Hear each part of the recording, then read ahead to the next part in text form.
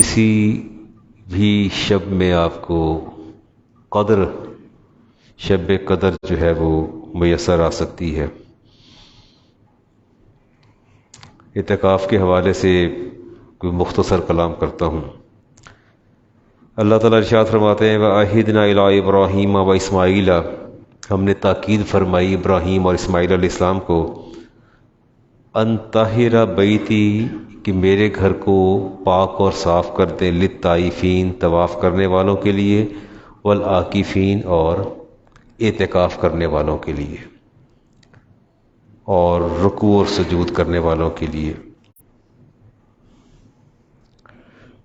رسالت مآب علیہ السلام کا کمر بستہ ہو جانا، اور یہاں جو لفظ آیا ہے قرآن کریم کے اندر ان طاہرہ بیتی، کہ میرے گھر کو پاک اور صاف کر دیں، یعنی مسجد حرام کو پاک اور صاف کرنا ہے۔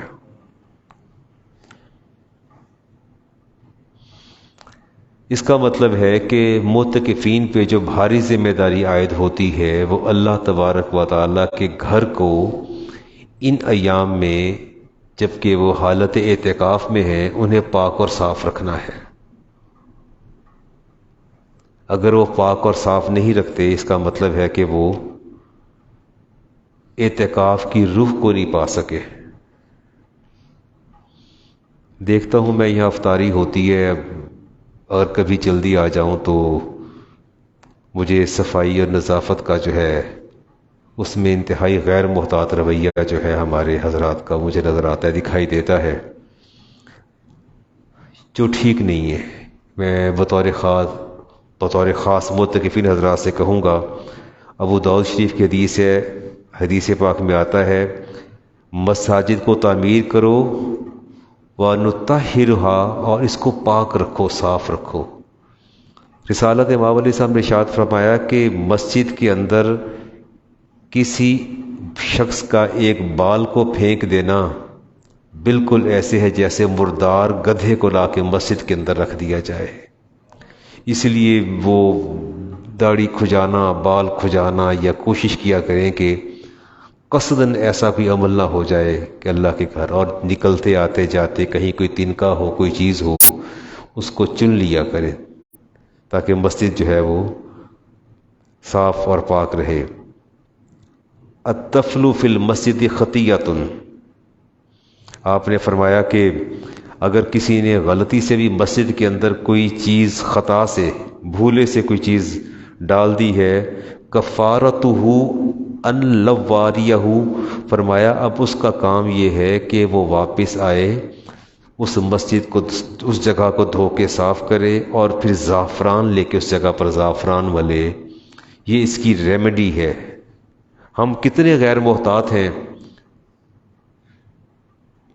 تسبیحات پڑھے چلے جا رہے ہیں، اوراد و وظائف پڑھے چلے جا رہے ہیں، شب بیداریاں کر رہے ہیں، اور سپارہ پڑھنے کی، قرآن کریم کے ختم کرنے کی جو ہے وہ اپنا ایک دوڑ لگی ہوئی ہے۔ ایک طرف ہم عبادت سمیٹ رہے ہیں اور دوسری طرف ہم جو ہے اللہ تعالیٰ کے قرب کو ضائع کر رہے ہیں۔ اللہ تعالیٰ کو یہ بات انتہائی ناپسند ہے۔ امام بخاری کی حدیث ہے، میں اب تفصیل میں نہیں جاتا، ایک سیاہ فام عورت تھی، حبشی عورت، وہ مسجد کے اندر آ کے جھاڑو دیتی تھی، صفائی کر کے چلی جاتی تھی، اس کا کام یہ تھا۔ تنکے چنتی تھی یا جھاڑو دے دیتی تھی، تنکے چننے کا لفظ بھی آتا ہے۔ 2 دن وہ نظر نہیں آئی تو آپ نے پوچھا وہ خاتون کہاں گئی جو مسجد سے تنکے چننے آتی تھی یا کبھی صفائی کرنے آتی تھی؟ تو آپ کو اطلاع دی گئی کہ اس کا انتقال ہو گیا ہے۔ فرمایا افلا کنتم آذنتمونی بہ، کیا تم نے مجھے اس عورت کی کہ انتقال کی خبر نہ دے کے اذیت پہنچائی ہے؟ آپ نے فرمایا چلو دلونی علی قبرہ، مجھے اس کی قبر پر لے کے چلو، مجھے کہاں لے کے چلو؟ اس کی قبر پر لے کے چلو۔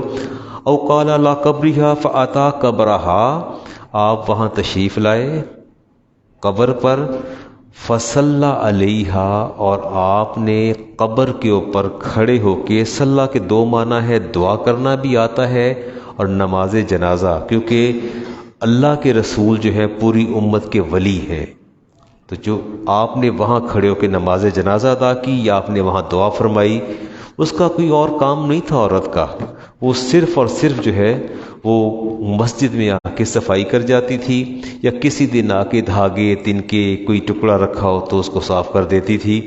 میں نے آپ تک پیغام پہنچا دیا ہے، آپ کس حد تک عمل کرتے ہیں؟ یہ وما علیہ الا البلاغ المبین، یہ باب پر منحصر ہے۔ سیدہ عائشہ صدیقہ طیبہ طاہرہ فرماتی کانا یعتکف العشر الاواخر من رمضان، رسول کریم علیہ السلام آخری عشرے میں اعتکاف فرماتے، حتی توفاہ اللہ، یہاں تک کہ اللہ نے آپ کو موت دے دی۔ یعنی آپ نے کبھی اعتکاف کو چھوڑا نہیں ہے، بلکہ ثم اعتکف ازواجہ من بعدہ، اور آپ کے بعد آپ کی ساری ازواج جو تھیں وہ اس سنت کو پورا کرتی تھیں، اور جس سال آپ کا وصال ہوا اس سال آپ نے 20 دن کا اعتکاف کیا۔ حدیث پاک میں آتا ہے منی اعتکف عشرا فی رمضان، جس نے رمضان کے آخری عشرے میں اعتکاف کیا، کانا کا حجتین و عمرتین، گویا اس نے 2 حج بھی کیے اور 2 عمرے بھی ادا کیے۔ اگلی حدیث میں آتا ہے، عبداللہ ابن عباس اس کے راوی ہیں، ہوا یاکف الذنوب، جو بندہ گناہوں سے دور رہتا ہے، یجرا لہ من الحسنات کعامل الحسنات کلہا، جو وہ نیکیاں نہیں کر سکتا دوران اعتکاف، کسی کا جنازہ نہیں پڑھ سکتا، کسی کی عیادت نہیں کر سکتا، والدین کی خدمت نہیں کر سکتا، رسالت مآب علیہ السلام نے ارشاد فرمایا کہ اللہ تبارک و تعالی اس کے نامہ اعمال میں وہ ساریاں نیکیاں لکھ دیتا ہے جو وہ نہیں کر سکا اعتکاف کی وجہ سے، جو وہ نہیں کر سکا۔ ظاہر ہے کوئی عزیز بیمار ہوگا تو آپ عیادت کرنے جائیں گے، کوئی فوت ہو جائے گا آپ جنازے پہ جائیں گے، ماں کی خدمت کرتے تھے نہیں کر سکے، باپ ہی کر سکتے تھے نہیں کر سکے، اولاد کے لیے کوئی ان کی پک اینڈ ڈراپ تھا یا خدمت تھی، سارے معمول آپ کے موقوف ہو گئے اعتکاف کی وجہ سے۔ اللہ تبارک و تعالی فرشتوں کو حکم دیتا ہے کہ وہ سارے اعمال صالح جو اعتکاف کی وجہ سے رک گئے ان سب کو اجر اس کے نامہ اعمال میں لکھ دو۔ سورہ زمر کی آیت ہے، ان تکفروا فإن اللہ غنی عنکم، اللہ تعالیٰ فرماتے ہیں کہ اگر تم میری ناشکری کرو گے تو مجھے تمہاری کوئی پرواہ نہیں ہے، مجھے تمہاری کوئی پرواہ نہیں ہے۔ ان تکفروا وانتم ومن فی الارض جمیعا فإن اللہ لغنی حمید، اگر تم ساری زمین کے لوگ اکٹھے ہو جاؤ، پوری زمین کے لوگ اکٹھے ہو جاؤ، ابراہیم کی آیت ہے، اور سارے مل کے میری ناشکری کرو، سارے مل کے میری ناشکری کرو، اللہ فرماتے ہیں فإن اللہ لغنی حمید، اللہ تعالیٰ کو پھر بھی کوئی پرواہ نہیں، وہ تو از خود قابل تعریف ہے، اللہ تو از خود قابل تعریف ہے، اللہ کو تمہاری شکر مندی کی یا اظہار شکر مندی کی قطعاً پرواہ نہیں ہے۔ ساری زمین کے لوگ اکٹھے ہو جائیں اور سارے مل کے اللہ کی ناشکری کریں، اللہ فرماتا ہے مجھے پھر بھی کوئی پرواہ نہیں ہے، کیونکہ میں از خود لائق تعریف ہوں، قابل تعریف ہوں اور قابل ستائش ہوں، کوئی پرواہ نہیں۔ حدیث قدسی ہے جی صحیح مسلم کی، اللہ تبارک و تعالی ارشاد فرماتے ہیں میرے بندو، اگر تمہارے گزرے ہوئے اور بعد میں آنے والے تمام لوگ، جنات، انسان سارے مل کے کسی نیک پرہیزگار بندے سے بھی بڑھ کے نیک ہو جائیں اور موافق ہو جائیں، تب بھی تم سارے مل کے تمہاری نیکیاں میری سلطنت میں ایک رائی کے دانے کے برابر بھی اضافہ نہیں کر سکتی۔ یہ جو عبادتوں اور ریاضتوں سے خوش ہوتے پھرتے ہیں نا ہم لوگ کہ بڑی عبادت کر لی، بڑی ریاضت کر لی، نہ جانے ہم نے اللہ پر کتنا بڑا احسان کر دیا، کتنے صالح بن گئے۔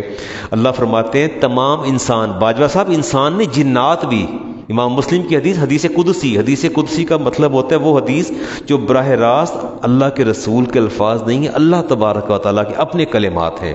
فرمایا سارے مل کے بھی اگر تم اتنے نیک ہو جاؤ جتنا روئے زمین کا سب سے نیک بندہ ہے، تم میری سلطنت میں ایک رائی کے دانے کے برابر بھی اضافہ نہیں کر سکتے۔ اور اگر سارے انسان مل کے اور جتنے بھی جنات ہیں سارے مل کے سارے فاسق و فاجر ایک گناہ گار کی شخص کی طرح ہو جائیں تو تم میری سلطنت میں ایک رائی کے دانے کے برابر بھی کمی نہیں کر سکتے۔ اگر تم شکر کرو گے تو اپنی ذات کے لیے، اور ناشکری کرو گے تو بھی اپنی ذات کے لیے۔ لَإِن شَكَرْتُمْ لَأَزِيدَنَّكُمْ، یہ ذہن میں رہے کہ شکر کرو گے تو میں اور زیادہ دے دوں گا، نہیں کرو گے تو تمہارے رب کو اس کی کوئی پرواہ نہیں ہے۔ اللہ تعالیٰ فرماتے ہیں قُلْ يَا عِبَادِيَ الَّذِينَ اسْرَفُوا عَلَىٰ أَنفُسِهِمْ لَا تَقْنَطُوا مِن رَحْمَةِ اللَّهِ۔ رسالت مآب علیہ السلام نے ارشاد فرمایا کہ مجھے اس آیت کے بدلے قرآن پوری دنیا کی دولت دے دی جائے کائنات کی، تو میں اس دولت کو اس آیت کا متبادل یا نعم البدل نہیں سمجھتا۔ یہ آیت آپ کو سب سے زیادہ پسند تھی کہ اے لوگو، اے بندو، جب تم اپنی جانوں پر ظلم کر بیٹھو، گناہ کبیرہ کر بیٹھو، اللہ فرماتے ہیں کہ میری رحمت سے کبھی مایوس نہ ہونا۔ عبداللہ ابن عباس فرماتے ہیں کہ ایک شخص، رسالت امام بخاری کی حدیث ہے جی اور امام مسلم کی، رسالت امام علیہ السلام کے پاس آیا اور عرض کرنے لگا کہ یا رسول اللہ، میں نے قتل بھی بہت کیے ہیں اور زنا کا ارتکاب بھی میں نے حد سے زیادہ کیا ہے، تو آپ جس دین کی طرف دعوت دیتے ہیں ہے تو بہت اچھا، لیکن آپ یہ بتائیے کہ اس دین سے مجھے کیا فائدہ ہوگا؟ جو میں نے قتل کیے یا میں نے جو بدکاریاں کی ہیں ان کا کیا بنے گا؟ تو آپ نے ارشاد فرمایا، پھر آپ نے یہ آیت پڑھی، قرآن کریم کی آیت اس وقت نازل ہوئی، یہ آیت کا شان نزول ہے، قُلْ يَا عِبَادِيَ الَّذِينَ اسْرَفُوا عَلَىٰ أَنفُسِهِمْ لَا تَقْنَطُوا مِن رَحْمَةِ اللَّهِ۔ اے میرے بندے، جب تم اپنی جانوں پر ظلم کر بیٹھو تو پھر جو ہے اللہ کی رحمت سے مایوس نہ ہو۔ اللہ تبارک و تعالی، ان اللہ یغفر الذنوب جميعا، اللہ تمہارے سارے گناہوں کو معاف کر دے گا۔ عمر بن ابسا صحابی رسول نے فرماتے ہیں، ایک بوڑھا شخص لاٹھی لے کے ٹیکتا ہوا نبی پاک کی خدمت میں حاضر ہوا۔ اس نے کہا جی میں نے کچھ ایگریمنٹ تھے، میرے معاہدے تھے، ان کی بھی خلاف ورزیاں کی ہیں اور میں نے کوئی بدکاریاں بھی کی ہیں، تو میری بخشش ہو جائے گی؟ آپ نے فرمایا کہ کیا تم اس بات کی گواہی دیتے ہو کہ اللہ وحدہ لا شریک ہے؟ اس نے کہا میں تو گواہی دیتا ہوں، دوں گا گواہی، اور اس کے سوائے عبادت کی کوئی لائق نہیں، کہا میں یہ بھی گواہی دیتا ہوں، تو کیا یہ گواہی دیتے ہو کہ میں اللہ کا رسول ہوں؟ اس نے کہا ہاں میں یہی گواہی دیتا ہوں۔ تو فرمایا اللہ عز و جل تمہاری وعدہ خلافیاں اور بدکاریوں کو معاف فرما دے گا۔ کلمہ طیبہ لا الہ الا اللہ محمد رسول اللہ، لو تخبرنا ان لما عملنا کفارتن، اور اے حبیب انہیں خبر دے دیجئے کہ ان کی اعتراف جو ہے گناہوں کا ایک کفارہ ہے۔ دیکھتا ہوں جی کوئی حدیث۔ اللہ کی بارگاہ میں ہمیشہ توبہ کرتے رہنا چاہیے، اور بس یہ آخری بات کرتا ہوں کہ 4 سے 5 منٹ میں سمیٹتا ہوں۔ یہ سورۃ مومن کی آیت ہے، یہ اللہ تعالیٰ کے عرش کو فرشتوں نے اٹھا رکھا ہے، قرآن تو یہی کہتا ہے الذین یحملون العرش ومن حولہ، کیوں قاری صاحب؟ سورۃ مومن کی آیت ہے، اللہ فرماتے ہیں کہ وہ فرشتے جو کہ عرش کو اٹھائے ہوئے ہیں۔ اچھا میں آپ سے اس بحث میں پڑھنا نہیں چاہتا، وقت بھی نہیں میرے پاس، کوئی 3 4 5 منٹ میں بات کو بھی میں نے سمیٹنا ہے، لیکن اس کی جو توجیہ اور تشریح ہے وہ کسی وقت میں آپ کو کر دوں گا، اگر انفرادی طور پر سوال کریں گے تو میں آپ کو جواب دیتا ہوں۔ اللہ تعالیٰ کی سمت کوئی نہیں، ٹھکانہ کوئی نہیں، جگہ کوئی نہیں، ٹھیک ہے؟ اور اگر آپ یہ کہتے ہیں کہ اللہ کے عرش کو فرشتوں نے اٹھا رکھا ہے، ایک روایت میں 4 آتے ہیں قرآن کریم کے اندر، اور ایک جگہ آتا ہے ہاں وَيَحْمِلُ عَرْشَ رَبِّكَ فَوْقَهُمْ يَوْمَئِذٍ ثَمَانِيَةٌ، سورۃ حاقہ کی آیت ہے۔ اللہ فرماتے ہیں کہ میرے فرش کو جو ہے 8 فرشتوں نے اٹھا رکھا ہے، 4 اور 8، 4 نے کرسی کو اٹھا رکھا ہے اور 8 نے فرش کو اٹھا رکھا ہے۔ اس کی جو توجیہ ہے وہ پھر کسی وقت کریں گے جی۔ یہ ان کی اصل میں اس وقت بات کچھ اور کرنا چاہتا ہوں۔ یحملون العرش سے مراد یہ ہے کہ فرشتوں نے اٹھا رکھا ہے، اور جو اس کے ارد گرد فرشتے ہیں وہ سارے کے سارے یسبحون بحمد ربہم، یہ اللہ کی تسبیح کرتے ہیں، ویؤمنون بہ، اور رب پر ایمان لاتے ہیں۔ اگلا کام کیا کرتے ہیں؟ وَيَغْفِرُونَ يَسْتَغْفِرُونَ لِلَّذِينَ آمَنُوا، جن فرشتوں نے، ان کو قربین کہتے ہیں جی، ان فرشتوں کو قربین کہتے ہیں۔ اللہ فرماتے ہیں کہ یہ میرے فرشتے جو ہیں، ایک تو یہ میرے یہ اور جو من حولہ ہو، جو ان کی ساتھ میرے عرش کا طواف کر رہے ہیں، یہ سارے مل کے ایک ہی کام کر رہے ہیں۔ سارے مل کے کیا کر رہے ہیں؟ وہ کام کیا کر رہے ہیں؟ یستغفرون للذین آمنوا، یہ سارے ایمان والوں کی بخشش کی دعا کر رہے ہیں۔ کیا کر رہے ہیں؟ سورۃ مومن کی آیت پڑھ رہا ہوں، یہ سارے مل کے آپ کی بخشش کی دعا کر رہے ہیں۔ کس کی دعا کر رہے ہیں؟ آپ کی بخشش کی۔ یستغفرون للذین آمنوا، اور کہتے کیا ہیں آگے جو کہتے ہیں وہ بھی اللہ نے فرما دیا، ربنا وسعت کل شیء رحمتا، یا اللہ اس تیری رحمت نے ہر چیز کا احاطہ کر رکھا ہے، ہر چیز کو محیط ہے، وعلما، اور تیرے علم نے بھی ہر چیز کا احاطہ کر رکھا ہے، فاغفر، یا اللہ بخش دے، للذین تابو، جو تیرے بندے روز تو اس سے توبہ کرتے ہیں، یا اللہ ان کو معاف کر دے۔ یہ کون کہہ رہا ہے پتہ ہے آپ کو؟ وہ فرشتے۔ کون سے فرشتے؟ عام فرشتے نہیں، جنہوں نے رب کے عرش کو اٹھا رکھا ہے، وہ 8 کروبین و من حولہ، اور جو اس کے ارد گرد فرشتے ہیں، وَاتَّبَعُوا سَبِيلَكَ وَقِهِمْ عَذَابَ الْجَحِيمِ، اور یا اللہ ان کی مغفرت فرما دے جنہوں نے توبہ کی اور تیرے راستے کی اتباع کی۔ یہ فرشتے دعا کرتے ہیں، اور ساتھ مزید بھی تھوڑی سی ایک دو باتیں اور بھی کہتے ہیں۔ وہ کہتے ہیں ربنا وَأَدْخِلْهُمْ جَنَّاتِ عَدْنٍ، اور کہتے ہیں یا اللہ انہیں جنت عدن میں داخل فرما دے۔ سیدنا عمر فاروق سے پوچھا گیا جنت عدن کیا ہے؟ فرمائے جنت عدن وہ جنت ہے جس کے محلات سونے کے بنے ہوئے ہیں، اور ان کے اندر انبیاء، صدیقین اور شہداء رہتے ہیں۔ کہتے ہیں یا اللہ جو توبہ کر رہے ہیں نا، ان کو بھی جنت عدن میں پہنچا دے، ان کو بھی جنت عدن میں پہنچا دے۔ وَمَنْ صَلَحَ مِنْ آبَائِهِمْ وَأَزْوَاجِهِمْ وَذُرِّيَّاتِهِمْ، اور ساتھ کہتے ہیں یا اللہ ان کے باپ کو بھی پہنچا دے، ان کے دادا کو بھی پہنچا دے، ان کی بیویوں کو بھی پہنچا دے، ان کی اولادوں کو پہنچا دے۔ یہ کون دعا کر رہے ہیں؟ کون سے؟ عرش کے فرشتے 8 وہ، وَمَنْ لہو، اس کی تفصیل آتی ہے کہ ان کے پیچھے 70,000 کے پیچھے 1,00,000، وہ حدیث میں بڑی تفصیل آتی ہے۔ وہ سارے کے سارے جو ہیں وہ دعا کر رہے ہیں، اور کہتے ہیں کہ یا اللہ انہیں تو سکون عطا فرما دے، ان کو تو وہ جنت میں اعلیٰ مقام عطا فرما دے۔ اور وہ علامہ قرطبی نے بھی لکھا، اور پوچھا گیا کہ جی یہ سعید بن جبیر فرماتے ہیں کہ صاحب ایمان تو جنت میں داخل ہو جائیں گے، جن کے نیک اعمال نہیں ہوں گے اس درجے کے، وہ ماں باپ کے پاس کیسے جائیں گے؟ تو بندہ کہے گا یا اللہ میں تو ہر روز ہی نیک عمل کرتا تھا، بیوی کے لیے بھی دعا کرتا تھا، بیٹے کے لیے بھی کرتا تھا، ماں کے لیے بھی کرتا تھا، باپ، یا اللہ انہیں ملا دے۔ اللہ تبارک و تعالیٰ اس بندے کی آنکھوں کی ٹھنڈک کے لیے اس کے ماں باپ، اس کی اولاد جو ہے اس کے ساتھ ملا دے گا۔ یہ اب اس کی تفصیل آتی ہے جی، بس اتنی ہے۔ اور آپ سے ہاں صحابی رسول تھے، تو جب یہ حدیث نازل ہوئی تو وہ زارو قطار انہوں نے رونا شروع کر دیا۔ آپ سے پوچھا کہ رو کس بات پہ رہے ہیں؟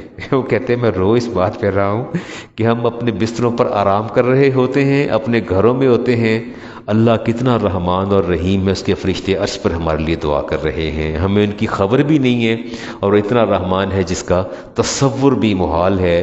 ہم اپنے دنیاوی کاموں میں مشغول ہوتے ہیں، اور اس نے فرشتوں کو مقرر کر رکھا ہے کہ میرے ان بندوں کے لیے دعا کرو، جنت عدن کی دعا کرو، ان کی اولادوں کے لیے، ان کی ازواج کے لیے، اور ان کے والدین کی دعا کرو۔ اللہ تبارک و تعالی ہم میری اس درس کو قبول فرمائے جو ہم نے سنا، اور ہمارے لیے ذریعہ نجات بنا دے۔ اللہم صلی